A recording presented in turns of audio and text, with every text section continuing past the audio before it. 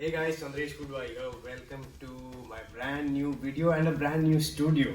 Right, the first one from the studio, and I thought let the first one be the studio tour. Some of you guys have been asking after seeing my post on social media, so I thought that would be probably the best start. So let's get started. Come on in. Let's have a look at the desk first. All right. So the desk is kind of it's kind of like a modified studio desk kind of vibe, where there's a real ease of access to access all the wiring that's behind. Makes it really easy to change cables and service and stuff like that. So really handy. And then the entire studio is running on this Mac, which is a MacBook M1 Pro, and yeah, it's a 16 GB with, I think it's a 1 TB hard drive SSD. So works great for video and audio production. Video edits on FCPX is a breeze. Makes life so much easier. It's got a nice big tray with my little MIDI keyboard, small one. I could accommodate much larger as well, and I prefer using the Bluetooth keyboard and trackpad. Makes it you can use it at the right height and stuff like that, so you don't really have to reach out and do stuff. Very convenient. Lovely pair of headphones, DT770 Pro, and yeah, so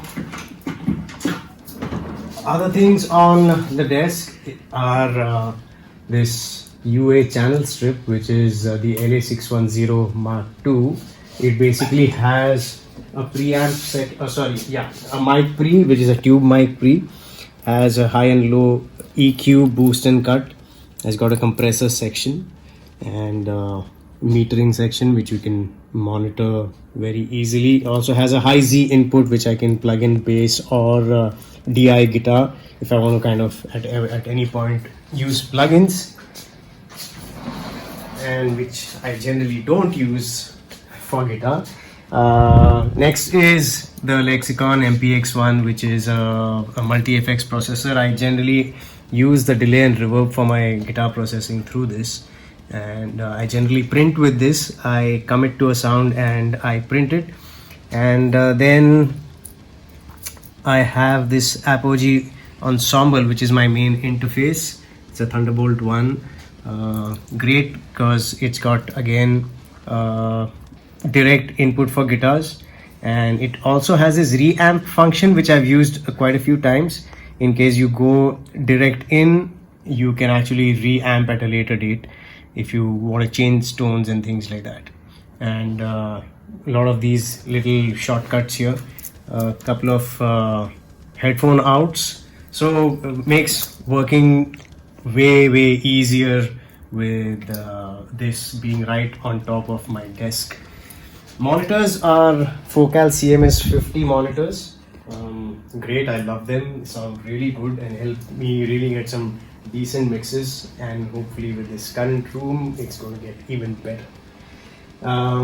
Treated the room with these acoustic panels, which are made by Ultra Acoustic. So they kind of two different types of frequencies that they absorb. The fabric ones are slightly broadband apparently, and these wooden ones are I think the mids and the highs. So they are here behind the desk, and if you turn around, then we have a similar treatment here, and up as well on the ceiling just above the table I have those panels. So it's a pretty good sounding room, at least for a home studio. It's actually way beyond my expectations. It's sounding really good.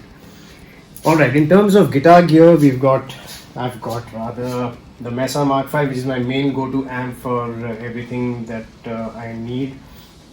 Like, there are a lot of great sounds and stuff like that.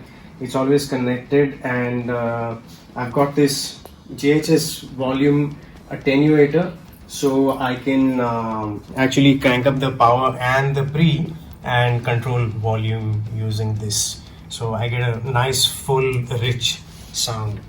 And it's always connected, it's always mic'd up with two of these microphones. One is an SM57 and the Biodynamic M160, which I sometimes blend both these for rhythm guitar and for my lead sounds. For my lead sounds, I will kind of blend them equally and then pan them left and right. So what actually happens is I get my guitar main signal in the center, and the reverbs and delays are kind of panned left and right. So I get this really nice big sound, which is what I always love. So that entire routing I'll probably get through in another video. And that's the magic of this with the Apogee and the Lexicon. So that's why I really love that. Out here I've got my mini rectifier with a Laney 212 cab. I'm currently using this as a practice amp with my pedals, so I can work around with my songs and get my patches right for the upcoming gigs or any gig in particular. This board kind of keeps changing a little here and there depending on where I'm playing and with what gear I'm playing. That's that. And this is my very first Fender Blues Junior amp. Great, clean and bluesy kind of gain within the amp itself, and really works excellent with pedals. So I could actually make this sound like a really high gain amp with some high gain pedals in front, and I've used it for gigs and mic'd it and stuff like that, and it sounds really, really good. So that's the amp and pedal. Okay, yeah.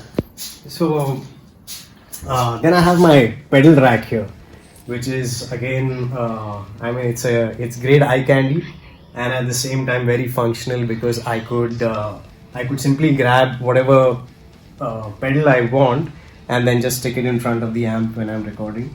And because otherwise I like to keep my signal pretty clean, it's just guitar straight into amp, and that's what I like, unless and until I'm going for a specific sound. So that's that.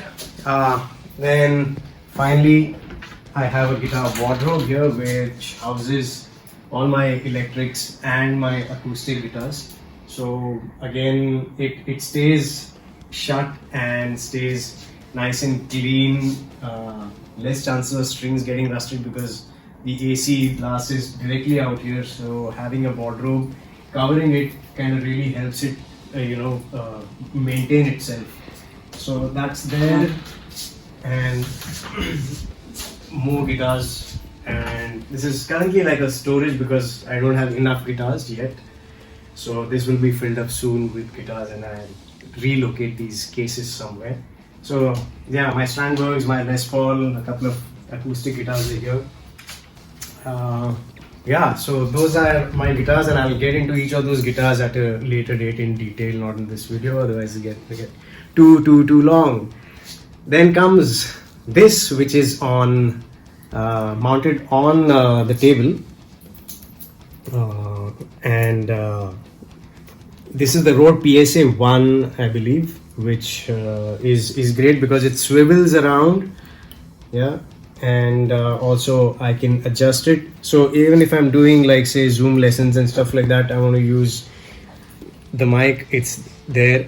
And if I want to kind of shoot a video from that angle, I could simply place it in the way I want. Great to kind of sing and play, do whatever. It also works great when I record acoustic guitars. I could, when I'm doing a session or something like that, I could simply get it to the right height of the acoustic guitar wherever I want to mic it, and then it just stays there. So it's fantastic. All right. What are we left with now? Okay, so now in terms of video production, I not only wanted this for audio production, but also I wanted video production friendly to shoot YouTube videos and all other sort of content. So I got this shelf made, which is at the right height. So when I sit in front of the table and I place the camera here, if I sit here and place that camera there, I am in perfect frame. So that's again very convenient. It eliminates the need of having, tripods and big tripods and stuff like that. So this has made life so much easier. And I have another wall mounted thing here because I really wanted to keep the floor space clean. Didn't want mess and wires and tripods moving around and things falling and all of those sorts of things which have happened in the past. I wanted a complete clean floor space where all these things are concerned. So I got like a nice thing fabricated for an extra set of lights just in case I needed one. I could put like an umbrella stand and stuff like that, and have soft lighting if I wanted. This also is slightly adjustable, so I could even mount, like if I remove this, I could literally mount this camera for a second angle. I could just simply screw this in here and I get a second angle for my camera. And this also helps me shoot video out there, or I want to shoot this background straight, whatever. So that's the video part of it. I've got like very, very good lighting within the room, so I don't really need most of the times an extra light for sure. And I've got additional lights on dimmer switches or dimmer regulators, whatever that is, so I can get a little bit of hair light. And so when I sit right in front, I'm kind of lit up pretty well, and I also have this backlight which lights my hair and called the hair light, and I have the camera right. So it's literally like a couple of knobs you turn and click on the camera, start the workstation, start the Mac, and everything is pretty connected to simply get into shoot mode and record mode. So yeah, that's pretty much it, and that's my entire studio. I hope you guys really like this video, and if you did, if you have any questions, leave it in the comments below. And if you liked what you saw, make sure you hit that like button. If you haven't subscribed yet, make sure you subscribe to the channel, and I shall see you with a lot of content from this space. See you soon. Bye bye.